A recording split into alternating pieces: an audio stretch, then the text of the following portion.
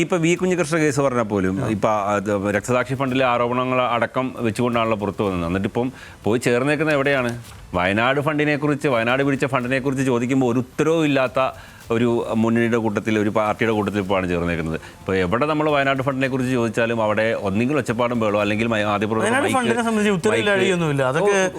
കൃത്യമായി പിന്നെ പാർട്ടി നൽകേണ്ട സമയത്ത് അതിന്റെ കണക്ക് നൽകുമെന്ന് പ്രതിപക്ഷ നേതാവും നൽകും.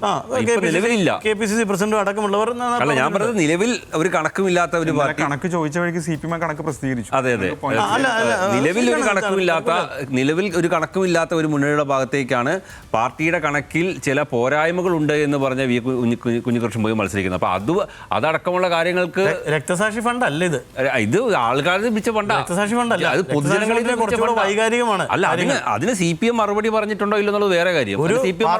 കൊലപ്പെട്ടെങ്കിൽ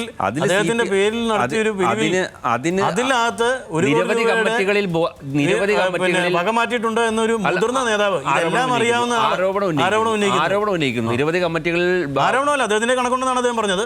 ആ കണക്ക് അദ്ദേഹം പുറത്തുവിടുന്നു, അതിന് സമാനമായ കണക്ക് CPM പുറത്തുവിടുന്നു. അതിങ്ങനെ തുറന്നുകൊണ്ടേ ഇരിക്കുകയാണ്. പക്ഷെ മറ്റതങ്ങനല്ല, പൊതുജനങ്ങളിൽ നിന്ന് കോടികണക്കിന് രൂപ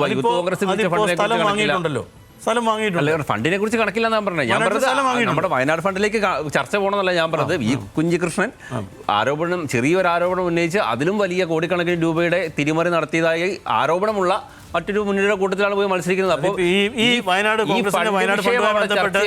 ചർച്ചയാകുന്നത് ഈ തെരഞ്ഞെടുപ്പ് കാലത്ത് ഈ വളരെ ചുരുങ്ങിയ ദിവസങ്ങൾക്ക് മുമ്പാണ് അത്തരത്തിൽ ചർച്ചയിലേക്ക് കാര്യങ്ങൾ വഴിതിരിഞ്ഞു പോയത്. കോൺഗ്രസിന്റെ പിരിച്ചെടുത്ത പണം എവിടെ എന്നുള്ള ചോദ്യം തന്നെയാണ്. തർക്കമില്ല. പാർട്ടി ഉത്തരം പറഞ്ഞേ പറ്റുള്ളൂ. CPM അല്ലെങ്കിൽ പിന്നെ കോൺഗ്രസ് പാർട്ടിയുടെ നേതാക്കന്മാരെ ഉത്തരം പറഞ്ഞേ പറ്റുള്ളൂ. അത് പറയുമെന്ന് അവർ അറിയിച്ചിട്ടുണ്ട്. അത് തർക്കമൊന്നുമില്ല. അത് ഈ ദിവസങ്ങൾക്ക് മുമ്പാണ് അത്തരം ചർച്ചകളിലേക്ക് കാര്യങ്ങൾ സമയത്ത് വന്നെന്ന് തോന്നുന്നു. കാരണം വളരെ കുറച്ച് ദിവസം മറ്റാരുണ്ട് LDF അല്ലാതെ?